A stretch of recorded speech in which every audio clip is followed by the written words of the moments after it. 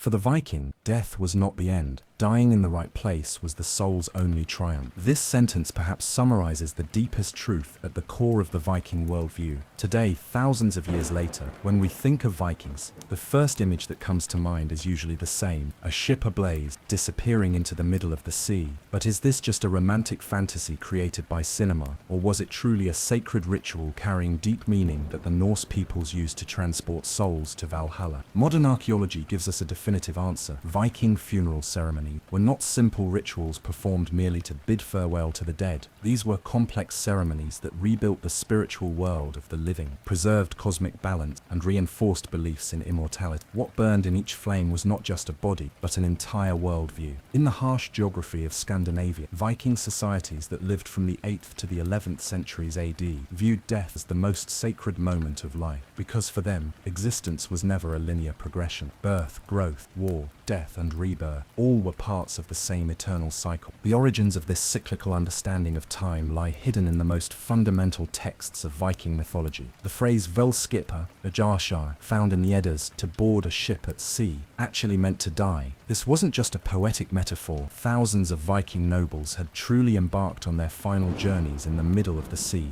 aboard their flaming ship. But why? Why did they choose to commit to the waters rather than bury in the ground? Why did they use fire? The answers to these questions lie hidden in the most complex layers of Viking cosmology. And to understand these answers, we must first learn to see the world through their eyes. In the Viking world, every object, every phenomenon, every moment carried sacred meaning. A tree wasn't just a tree, but a part of Yggdrasil. A wind wasn't just air current, but the breath of the gods. A sea wasn't just a body of water, but a cosmic pathway connecting the realm. From this perspective, a funeral ceremony ceased to be merely a farewell ritual and became the maintenance of universal harmony. Archaeological excavations conducted in modern Scandinavian countries show how deep-rooted these beliefs were. The Oseberg ship found in Norway, the Gamla Uppsala mounds in Sweden, the Jelling monuments in Denmark, all point to the same truth. For Vikings, death was the beginning of a new adventure. In this adventure, the soul of the deceased would journey between the 9 realms, but this journey couldn't happen just any way. The right rituals had to be performed, the right objects prepared, the right words spoken, and most importantly, the right vessel had to be provided for the soul to travel safe. This is where ships came into play. Viking ships weren't just vessels used for seafaring, they were living beings. Every ship had a soul, a personality, a destiny. The drakars of the most powerful warrior, dragon-headed warships, were considered especially sacred because these ships could not only cross ocean, but also use the mystical path connecting the realm. For a Viking, journeying with the same ship in death that he used in life was perfect harmony. That ship had carried him from victory to victory throughout his life. After death, it would carry his soul to his eternal home. This wasn't just a practical solution, but a spiritual necessity. But the ship-burning ritual had another dimension: social unity. A Viking leader's funeral ceremony wasn't performed just to bid him farewell. It was also used to strengthen clan unity, reorganize social hierarchy, and pass values to future generations. In these ceremonies, the entire society would come together and reaffirm common value. And of course, these rituals also had material value. The treasures placed in a Viking leader's funeral ship could constitute a large portion of the wealth he had accumulated throughout his lifetime. Gold, silver, precious stone, rare fabric, works of art, all would disappear among the flame. This was also an important part of the Viking economy, keeping wealth in constant circulation. From today's perspective, this might seem like a great waste, but for Vikings, this meant maintaining cosmic balance. If a person had accumulated great wealth during his lifetime, he needed to take it to the other world upon his death. Otherwise, the balance between the realms could be disturbed. This belief system wasn't just theoretical, it had practical consequences too. In Viking society, wealth accumulation wouldn't exceed certain limits, because everyone knew that eventually they would have to take that wealth to the other world. This was a mechanism that prevented excessive individualization and preserved social harmony. Additionally, funeral ceremonies played a critical role in the political life of Viking. After a leader's death, who would become his successor was decided at the funeral ceremony. The family member who could organize the most magnificent funeral ceremony would usually inherit the leadership. This created a dynamic system that kept powerful families in constant competition. The generosity displayed in funeral rituals was also at the foundation of the Viking value system. Sending wealth to the other world wasn't just to meet the needs of deceased, it was also a way for the living to demonstrate the virtue of generosity. This generosity wasn't just materialistic display. In Viking belief, people who showed generosity gained value in the eyes of the gods. Especially Odin favored generous leaders and granted them victory in battle. Moreover, the wealth distributed in funeral ceremonies also contribute to ensuring social justice. Wealthy families would return part of their accumulations to society in this way, reducing gaps in income distribution. This economic dimension was one of the important reasons why Viking society remained stable. While excessive wealth accumulation was prevented, constant resource distribution was ensured. This both reduced social tensions and preserved economic dynamism. Another important function of funeral ritual was cultural transmission. In these ceremonies, elders would pass Viking values, tradition, and mythology to the young. Every ritual was actually an educational session. Young people weren't just observers in these ceremonies. They actively participated in ritual, took on responsibilities, and gained experience. This way, the leaders of the next generation were trained. This educational process covered not only theoretical knowledge, but also practical skill, shipbuilding, runic writing, magical rituals, social diplomacy, all were taught during funeral ceremony. Additionally, people from different clans would come together in these ceremonies. This contributed to both the development of commercial relationships and cultural exchange. This was the foundation of the cosmopolitan structure of Viking society. Without understanding the structure of the Viking universe, it's impossible to grasp the true meaning of funeral ritual. For them, the cosmos was a complex structure consisting of 9 realms, and connecting these realms was the colossal Yggdrasil tree. Yggdrasil wasn't just a tree, it was the backbone of all existence. Its roots extended to the deepest depths, its branches covered the highest sky, its trunk held all the realms together. Every part of this tree fulfilled a different cosmic function. At the top of the tree lay Asgard, the realm of the god. Here were Odin's Valhalla, Thor's Bilskirner, Freyja's Folkvang. Each god had their own palace, their own domain, but they all shared the same fundamental purpose: to preserve cosmic order. In the middle stretched Midgard, where humans lived, the very world where Vikings conducted their daily life, fought, loved, and produced. But this world wasn't isolated either. It was in constant interaction with other realms. Below lay the realms of the dead, Helheim, where souls who died of mortal illness went, Niflheim, the realm where cold and darkness reigned, and deeper, more mysterious, lesser-known realm. Traveling between these realms was impossible for most beings, but there were some exceptions. Odin could travel through all realms on his 8-legged horse, Sleipnir. His 2 ravens, Hugin and Munin, Thought and Memory, could also tour all realms once a day. And here's where the situation of dead souls came into play. A Viking warrior who died under the right condition could gain the ability to journey between these realms. But this wasn't an automatic process. Special rituals and special preparations were required. The Valkyries, choosers of the slain, were the most critical elements of this process. These beings, considered daughters of Odin, would roam battlefields and choose souls worthy of Valhalla. But their choices weren't random. They had specific criteria. First, the manner of the warrior's death mattered. The most ideal was to die on the battlefield, weapon in hand, fighting enemies. But this wasn't the only condition. The courage, determination, and loyalty to the gods shown in death were also evaluated. Second, the behaviors the warrior exhibited throughout his life mattered. Values like generosity, sense of justice, keeping one's word, protecting the weak would attract the attention of the Valkyrie. Being strong alone wasn't enough. One also needed to be virtuous. Third, performing the funeral rituals correct was critical. If the deceased's family didn't perform the necessary ceremonies, provide the necessary objects, or have the necessary spells recited, the soul might not reach Valhalla. Valhalla wasn't just a realm of the dead. This was a sacred academy where the Einherjar, chosen warrior, prepared to fight alongside the god when Ragnarok, the end of the realm, came. Here, chosen warriors would battle each other every day to improve their skill. When night fell, their wounds would heal, and they would feast in Valhalla's great hall. During these feasts, Odin's wolves, Geri and Fricki, wouldn't eat meat, living only on wine. All meat was offered to the Einherjar. The boar Seirimalir would be slaughtered daily and come back to life in the evening. The intoxicating honey wine mead never ran out. But life in Valhalla wasn't just about entertainment. Here, serious preparations were made for the cosmic war, because according to Viking mythology, sooner or later Ragnarok would come, and then the final battle would be fought between the gods and the forces of darkness. In this battle, Fenrir the wolf wolf would break his chains and emerge. Jormungandr, the sea serpent, would rise from the water. Loki and his children would rebel against the gods, and at that moment, the Einherjar trained in Valhalla would come into action. But Ragnarok wasn't just an end. In Viking cosmology, every end was also a new beginning. After the destruction of the realm, a more beautiful, more just world would be born. And in this new world, the children of the old gods would. This cyclical understanding of time also formed the foundation of Viking funeral ritual. Death wasn't just the end of current life, but also the beginning of a new form of existence. And for this transition to happen correctly, appropriate rituals were essential. Ships were the most important elements of these rituals, because ships could journey not only in the seas of Midgard, but also in the cosmic waters connecting the realm, at least when equipped with the right spells and the right object. The construction process of each ship was actually spiritual preparation.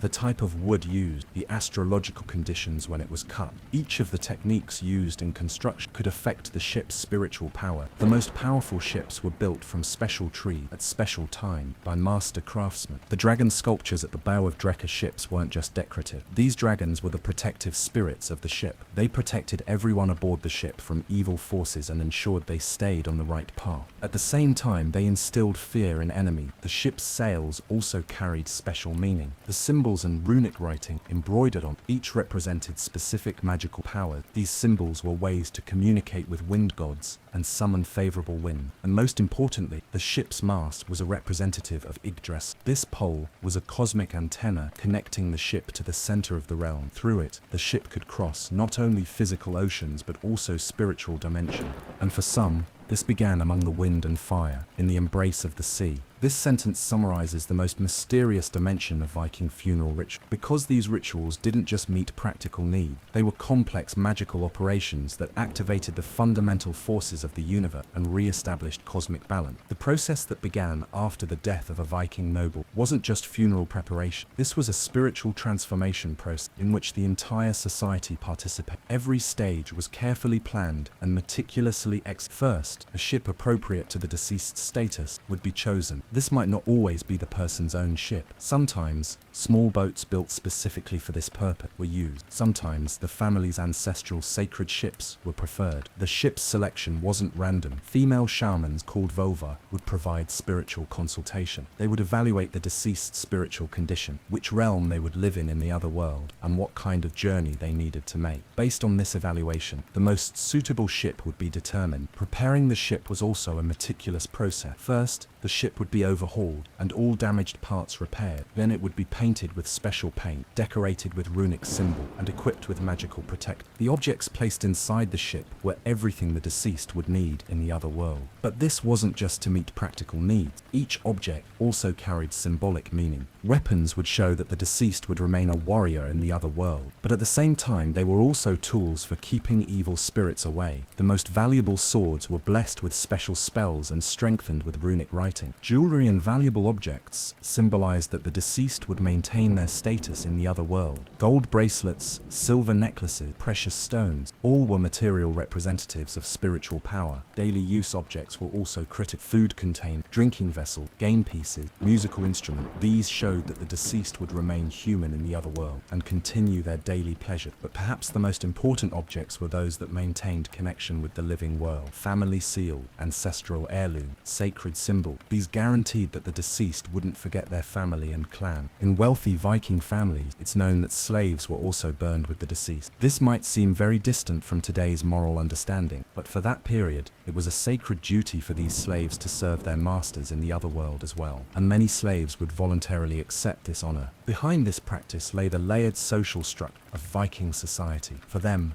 the other world wasn't different from this world either. Life there was also based on certain rules and certain hierarchy. Therefore, it was thought that an important leader would need servants in the other world too. Of course, human sacrifice wasn't made at every funeral ceremony. This was a ritual applied only for the highest status individual in special circumstances. Most of the time, symbolic objects were sufficient. The role of Volva in these rituals was very important. They not only provided consultation but also managed magical operation. Each runic symbol was drawn to summon specific power. Each spell was recited to activate specific protective spirit. These female shamans were among the most respected members of Viking society. Their word was sometimes considered more valuable than even kings were, because they were the only people who could bridge the visible world and the invisible world. Völva were active not only in funeral ceremonies but in all areas of daily life. They would treat illnesses, make prophecies about the future, and provide consultation for important decisions. But their most important duty was to ensure that souls found the right path at the moment of death. Launching the funeral ship into water was also a special ritual. This wasn't just a physical action, but a symbolic transition. When the ship crossed the boundary between land and sea,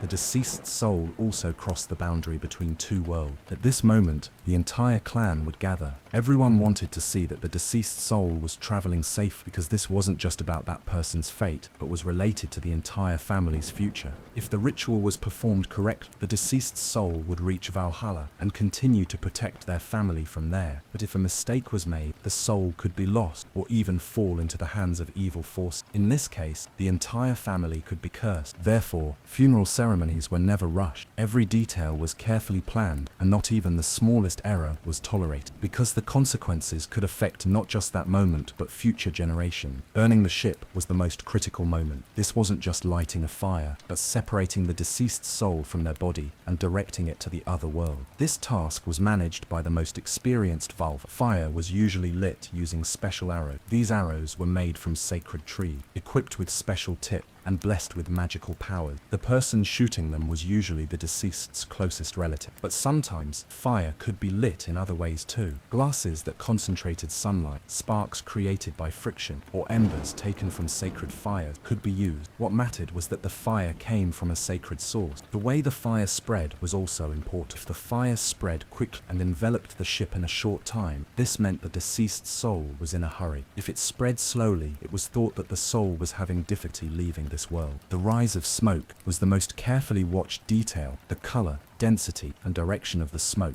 all carried different meaning. White smoke symbolized the soul's purity, black smoke, the weight of sins, red smoke, the power of the warrior spirit. If the smoke rose straight to the sky, it was believed that the soul had reached Valhalla. If it was carried by the wind, it was thought that the soul was still searching. If it remained at sea level, there were fears that the soul remained attached to this world. The Volva who made these observations would immediately interpret and organize additional ritual if necessary. Sometimes, additional spells would be recited, additional sacrifices made, additional symbols drawn. The aim was to absolutely guarantee that the soul found the right path. The sea's swallowing of the ship was the final stage of the ritual. But this wasn't just physical destruction. This was the completion of the cosmic cycle, the re-establishment of universal balance. In Viking mythology, fire and water weren't opposing forces, but complementary ones. Fire was the symbol of creation and transformation. Water was the representative of flow and renewal. When the two came together, they created perfect harmony. This harmony was visible not only in funeral ritual, but in all areas of Viking life. Their homes contained both fire and water element. Hearths were considered the heart of the home, and water sources were considered sacred. Fire belonged to the realm of Muspel. This was where creation began, where the first sparks emerged. It was also the home of Surt, who would burn all realms at Ragnarok. Fire meant both beginning and end. Water, on the other hand, was the blood of Ymir, the first being. In the world created from his corpse, waters were the source of all life. But at the same time, it was an environment where dangerous forces like Yggdrasil and Gokstad lived and were hidden. The union of these two forces gained special meaning at the moment of death. Fire would separate the deceased soul from their body, transforming it into pure energy. Water would accept this energy and include it in the cosmic flow. This process wasn't just biological, but spiritual transformation. The deceased soul would abandon its physical form and transition to a higher form of existence. If this transition wasn't supported by the right ritual, the soul could be lost or fall into the hands of evil forces. Another important dimension of Viking funeral rituals was their social function. In these ceremonies, not only was the deceased person bid farewell, but social hierarchy was also reorganized, clan unity strengthened, and values transmitted to future generations. A leader's death was actually both a crisis and an opportunity for society. A crisis because the absence of a powerful figure could create a power vacuum. An opportunity because the establishment of new leadership structures and the formation of new alliances became became possible. The funeral ceremony was the most critical moment of this transition process. How much respect they received from whom, how much material contribution they got from whom, how much emotional loyalty they saw from whom, all were determined by this ceremony. And this data formed the foundation of future power balance. The family member who could organize the most magnificent funeral ceremony would usually inherit the leadership. This wasn't just about material power. At the same time, the ability to mobilize social connections, deep knowledge about ritual and spiritual authority were also required. This system created constant dynamism in Viking society. No one could see their power as guaranteed. The heirs of every leader had to constantly prove themselves and gather social support. This created a strong meritocracy. The generosity displayed in funeral rituals was also at the foundation of the Viking value system. Sending wealth to the other world wasn't just to meet the deceased's needs. At the same time, it was a way for the living to proclaim the virtue of generosity. This generosity wasn't just materialistic display. In Viking belief, people who showed generosity gained value in the eyes of the gods. Especially Odin favored generous leaders and granted them victory in battle. Moreover, the wealth distributed in funeral ceremonies also contributed to ensuring social justice. Wealthy families would return part of their accumulations to society in this way, reducing gaps in income distribution. This economic dimension was one of the important reasons why Viking society remained stable. While excessive wealth accumulation was prevented, constant resource distribution was ensured. This both reduced social tension and preserved economic dynamism. Another important function of funeral ritual was cultural transmission. In these ceremonies, elders would pass Viking value, tradition, and mythology to the young. Every ritual was actually an educational session. Young people weren't just observers in these ceremonies. They actively participated in rituals, took on responsibilities, and gained experience. This way, the leaders of the next generation were trained. This educational process covered not only theoretical knowledge but also practical skills. Shipbuilding, runic writing, magical ritual, social diplomacy, all were taught during funeral ceremony. Additionally, people from different clans would come together in these ceremonies. This contributed to both the development of commercial relationship and cultural exchange. This was the foundation of the cosmopolitan structure of Viking society. The Viking ship-burning tradition was not only a means of bidding farewell to the dead, but also a tool for the living to redefine their identities. Every funeral ceremony was actually a moment when social memory was rewritten. The deceased person's life story would be retold at the funeral ceremony, but this narration wasn't limited to just conveying facts. The story would be interpreted to strengthen social values, organized to inspire future generations, and given legendary dimensions. In this process, ordinary people could become heroes. Small achievements would be presented as great victories, personal flaws would be forgotten, and virtuous aspects would be exaggerated. The aim wasn't to tell lies, but to create examples that would strengthen social morality. This legendization process was one of the important reasons why Viking culture maintained its dynamism.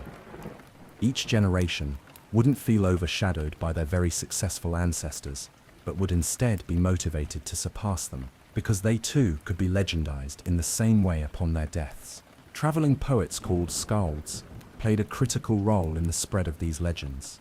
They would take the stories told at funeral ceremonies, turn them into poetry, and carry them to different regions. This way, local heroes would become universal figures. These stories weren't just for entertainment. They were tools through which the Viking value system was transmitted, and social norms were reinforced. In every story, virtues like courage, justice, generosity, and loyalty were praised, and opposite values were condemned. Moreover, these legends also increased Viking society's self-confidence. Young people who listened to the stories of their great ancestors would believe that they too could accomplish great things. This formed the psychological foundation of Viking expansion. These stories would also gain mythological dimensions over time. Real people would become characters who communicated with gods, possessed supernatural powers, and played roles in cosmic events. This ensured the continuous development of Viking mythology. The burning of funeral ships also constituted the visual dimension of this legendization process. People would remember that magnificent scene for years to come. The dance of flames, the rise of smoke, the silence of the sea, all would remain in memories. This visual memory, combined with oral tradition, would create a powerful cultural identity. Viking identity would be shaped around these rituals and preserved for generations. With the spread of Christianity in Scandinavia in the 11th century, Viking funeral traditions underwent dramatic changes. But this change wasn't a sudden break, but a slow transformation process. The first Christian kings chose to harmonize old traditions with Christian teachings rather than completely banning them. This both reduced popular reaction and facilitated easier acceptance of the new religion. Ship-burning rituals were gradually transformed into earth burial traditions, but ships didn't completely disappear. They were symbolically carved into tombstones, drawn on church walls, and depicted in manuscripts. The belief in Valhalla also began to harmonize with the belief in going to heaven. Heroes who died in battle were now thought to go to heaven instead of Valhalla, but fundamentally the same value system, courage, justice, loyalty, was preserved. The role of Vavel was transferred to priests, but many of the old magical practices continue to exist within Christian rituals. Runic writing gave way to Latin letters, but symbolic meanings were preserved. This transition process was experienced differently in each region. In isolated areas like Iceland, old traditions were preserved for longer periods. In central regions like Denmark, change was faster, but the most interesting development was the birth of hybrid traditions, adding Viking elements to Christian funeral ceremonies, incorporating Christian symbols into Viking rituals. These created new cultural forms. These hybrid traditions existed not only during the transition period, but continued for centuries. Even today, it's possible to see traces of ancient Viking tradition in funeral ceremonies held in Scandinavian countries.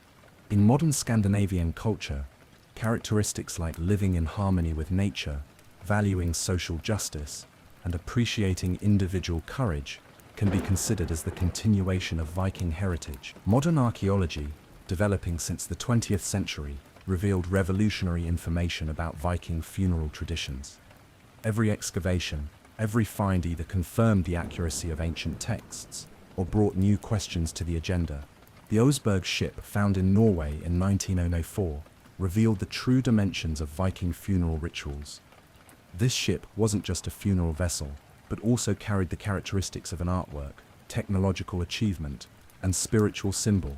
The objects found in the ship, animal sculptures, textile products, daily use items, artworks showed how sophisticated Viking lifestyle and understanding of death were. The Gokstad ship found in 1880 revealed the advanced level of Viking shipbuilding techniques. This ship was of quality that could be used not only for funerals, but also for long sea voyages. The Gamla Uppsala mounds in Sweden contain the most magnificent examples of Viking royal funeral traditions. These mounds aren't just graves, but symbols of cultural identity. The Jelling monuments in Denmark present archaeological evidence of the transition from Viking tradition to Christian tradition. It's possible to see traces of both old and new beliefs in the same place. Modern DNA analyses revealed the origins, lifestyles, and even dietary habits of people found in these graves. It was understood how cosmopolitan Viking society was, and how intertwined they lived with different cultures. Carbon dating methods documented how long these funeral rituals were practiced, differences between regions, and changes over time. One of the most surprising findings was that Viking funeral traditions were much more diverse than thought. Ship burning was just one among many different practices. Earth burial, mound building, stone graves, and even mummification were also practiced. This diversity shows how dynamic Viking society was. Instead of a single dogma or tradition, flexible approaches adapted to local conditions were preferred. Today, in the 21st century, Viking funeral traditions aren't just a subject of historical curiosity. They shed light on identity searches, value crises, and meaning problems experienced in the modern world. The high quality of life in Scandinavian countries, understanding of social justice, sensitivity to environmental issues. It's possible to search for the origins of these in the Viking value system. Of course, establishing a direct continuation relationship would be an exaggeration, but traces of cultural continuity can be clearly seen. The tradition of living in harmony with nature is very strong in modern Scandinavian culture. This can be considered as the modern adaptation of Viking ancestor worship. Nature is still considered sacred, seen as a heritage to be protected. Sensitivity to social justice can also be considered a continuation of the Viking generosity tradition. In modern Scandinavian welfare states, sharing wealth, protecting the weak, and ensuring everyone lives with dignity are among fundamental values. The understanding of individual courage and freedom are also important parts of Viking heritage. In modern Scandinavian societies, individual rights are considered sacred, and standing up to social pressures is accepted as a virtue. But perhaps most importantly is the perspective on the life-death cycle. In modern Scandinavian culture, the subject of death isn't taboo. It's a reality that's openly discussed, prepared for, and accepted. This perspective offers an alternative approach to the increasingly widespread fear of death in the modern world. In Viking tradition, death wasn't something frightening, but an element that gave meaning to life. Moreover, Viking funeral traditions are also inspiring for modern environmental consciousness. Their use of natural materials and sensitivity to not harming the environment pioneered sustainable living understanding. In the modern funeral industry, practices inspired by Viking tradition are also becoming widespread. Natural burial methods, biodegradable funeral vehicles, environmentally friendly rituals, all are modern interpretations of ancient traditions. The widespread use of Viking themes in popular culture also shows the universal appeal of these values. Of course, Hollywood interpretations often don't match reality, but fundamentally, it's clear that Viking values appeal to modern people. These values, courage, justice, generosity, harmony with nature, acceptance of death, are virtues that today's world needs. Perhaps this is why Viking culture still attracts so much interest. Those ships that burned off Scandinavian shores thousands of years ago weren't just a funeral ritual, they were answers to the deepest philosophical questions in human history. How should we live? How should we die? What happens after we die? What is the meaning of life? These questions have been asked in every age, in every culture, but Vikings found unique, powerful, and impressive answers to these questions. For them, the meaning of life was to live a life full of courage, justice, and generosity. The meaning of death was to bid farewell to the world honorably while preserving these values. The meaning of life after death was to continue transmitting these values to future generations. This perspective includes many values that are being lost in the modern world. Social commitment, individual responsibility, respect for nature, acceptance of death. These are virtues that today's people are beginning to forget. Viking funeral rituals offer examples of how these virtues can be brought to life. Not just theoretical values, but practical approaches applied in every moment of daily life. Today, for people searching for identity in a globalizing world, Viking tradition contains valuable lessons, harmonizing universal values with local traditions, modernizing while staying true to one's roots, building the future while preserving the past. All of these exist in Viking culture. Of course, idealizing Viking society isn't right. They also had flaws, contradictions, and dark sides. But funeral traditions were practices that reflected their best aspects and were based on universal values. The adaptation of these traditions to the modern world certainly can't be a direct copy-paste operation. The conditions, needs, and possibilities of our age are different. But fundamental values and basic approaches are still valid. Living courageously, being just, acting generously, respecting nature, accepting death. These are virtues valuable in every age, and Viking funeral traditions offer inspiring examples of how these virtues can be brought to life. Perhaps most importantly is the philosophy of life these traditions teach us, accepting that death is inevitable, but not giving up on life because of it. On the contrary, making our life more meaningful and valuable, knowing it's limited. This is why, even thousands of years later, the light of those flames still illuminates us. The rise of that smoke still gives hope. The sound of those waves still calls us to be better people. Viking warriors burned their dead at sea because for them, true victory lay not in the last breath, but in how that last breath was given. This teaching remains valid in today's world. How we conduct our lives, what values we uphold, what traces we leave. These are much more important than our death. And if there are things to learn from Viking tradition on these matters, we shouldn't hesitate to learn them. Because every saga is born from the ashes of the previous one, and our saga continues to be written in the light of the past, toward the hope of the future. We've reached the end of this ancient story called by the northern winds. But the real story is now in your hands. Bringing these values to life, preserving these virtues, passing this heritage to future generations, all are your responsibility. Take your place around the fire, because every story begins here, in this light, and every end is the herald of a new beginning.